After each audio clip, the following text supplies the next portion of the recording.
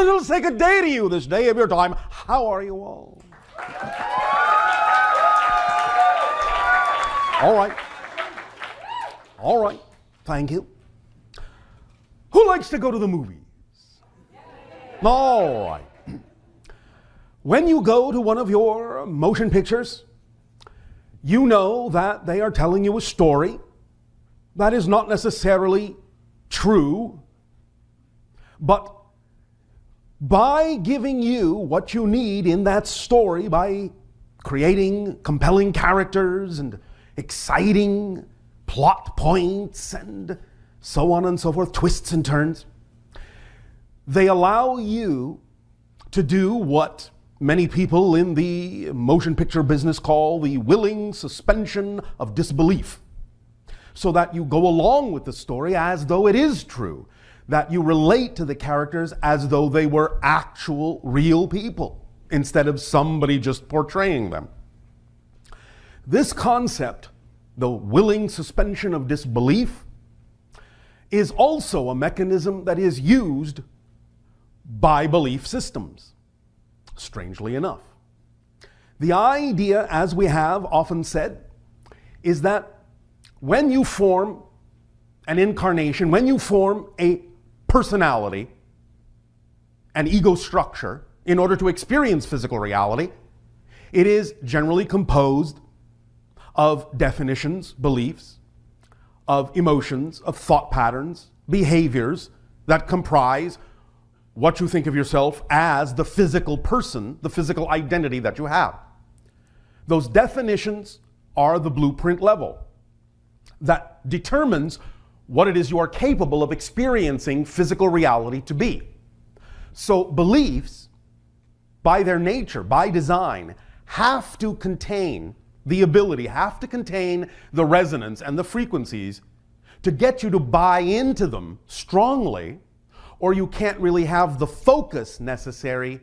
to believe what it is they're telling you and have a physical experience that is representative of that specific particular belief. So all beliefs will make themselves seem to be, in some ways, the only belief at that moment that it is possible to have. Now, being that you have both positive and negative beliefs, when you have the positive belief, in your mind, it's not really such a big deal that it is convincing you, or doesn't really need to convince you, of the good times you're having, of the good feelings that you're experiencing. But because really, truly, deep down, and also in your higher mind, so to speak, you really know the truth, that you really are infinite, eternal, indestructible beings who are absolutely worthy of the unconditional love and support of creation, because you really do know that in your heart of hearts, negative beliefs have to work very, very hard and very, very specifically in order to allow you to buy into the willing suspension of disbelief about that truth, in order for you to experience the concept of polarity. It's actually very, very difficult innately to buy into something negative about your true being.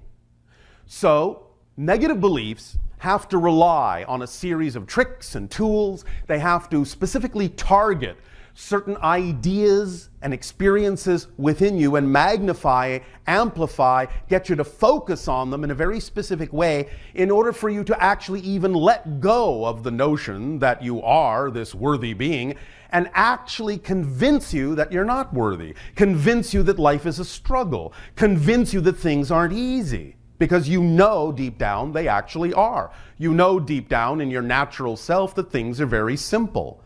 And so, in order to experience the idea of polarity, in order to experience the idea of physical reality as an experience where you go through a process of forgetting who you are in order to remember who you are from a new point of view so you can expand your understanding of yourself,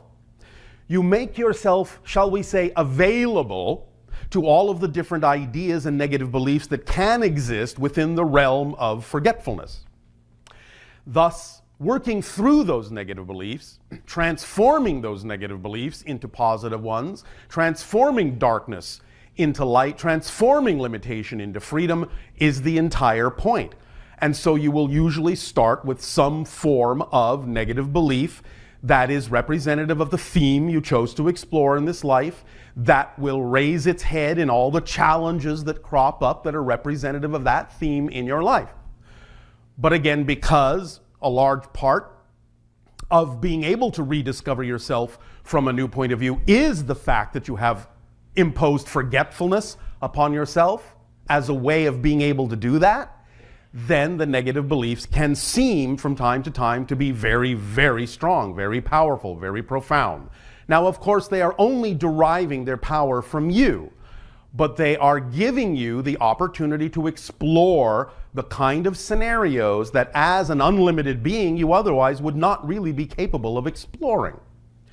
Nevertheless, now that you are really approaching the end of the cycle of negativity and going more into the cycle of positive awareness, awakening, expansion of consciousness, now is the time to begin to truly remember that all the negative beliefs that you may have been dealing with and some of the ones you may continue to deal with for a little while longer in your life are really, really just ideas, in a sense, really smoke and mirrors, and that they really have to work very, very hard and focus very, very strongly on very specific issues within you in order to get you to buy into the idea that you are not worthy, in order to get you to buy into the idea that you should not investigate them, because they are, by again design, attempting to perpetuate themselves, attempting to reinforce themselves, attempting to make it seem as if they are the only reality that's possible. And when that idea comes from the negative side, they have many, many, many tools and tricks at their disposal to get you to buy into that scenario. Let us begin to examine some of those tools and tricks and expand upon them a little bit further so that you can really lock into this idea. Nania, would you be of assistance in this? All right. All of you can follow on the list that you have been handed as well if you wish. Now, the lists that you see front and back, both of the negative tools and tricks and also of the neutralizing ideas on the other side, which we will get to in a little while, this is not by any means a complete list. That might take pages and pages and pages and pages, because negative beliefs are very good and very clever at what they do. Nevertheless, this will encompass some of the major ones and begin to really give you an idea of what to look for when dealing with the tools and tricks of negative beliefs.